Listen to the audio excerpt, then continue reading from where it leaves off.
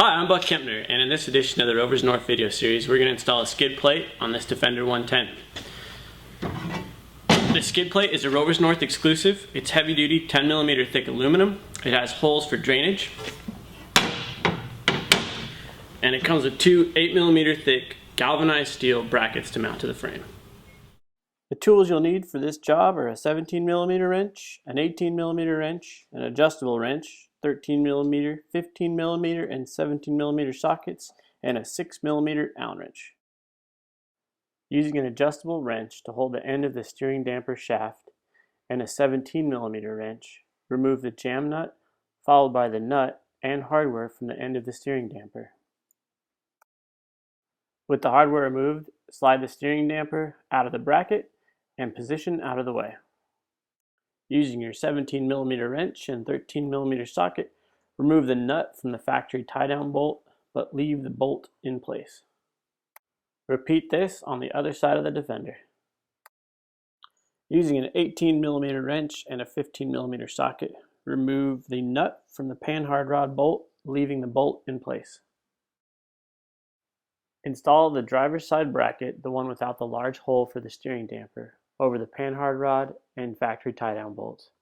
The design of the bracket allows impact to be absorbed by the bracket and frame instead of the hardware.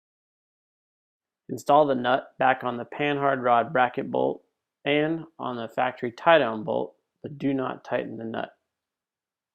Install the included long 10mm bolt and one washer through the hole behind the steering damper bracket. Then install the passenger side skid plate bracket over both bolts, followed by the included 10mm nut and the nut you took off earlier from the factory tie-down bolt. Now slide the steering damper back in its bracket. With the steering damper back in the bracket, reinstall the washers and bushings over the end of the steering damper, followed by the big nut. Then tighten the big nut until the rubber washers just start to squish, and then put the jam nut on and tighten the jam nut onto the big nut. Now offer the skid plate to the frame brackets. You can use a jack stand to hold it in place or find a friend or neighbor to help you out. Then install the flathead cap screws from the bottom of the skid plate and the included 10mm washers and nuts from behind the brackets. Once you get all the flathead cap screws, nuts, and washers in place, tighten them up using the 17mm wrench and the 6mm Allen wrench.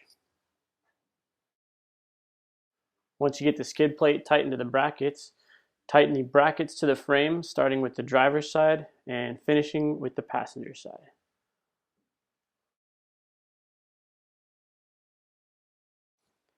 Congratulations installing your Rovers North skid plate. Your Defender now has an aggressive look that will also keep it protected from obstacles on the trail.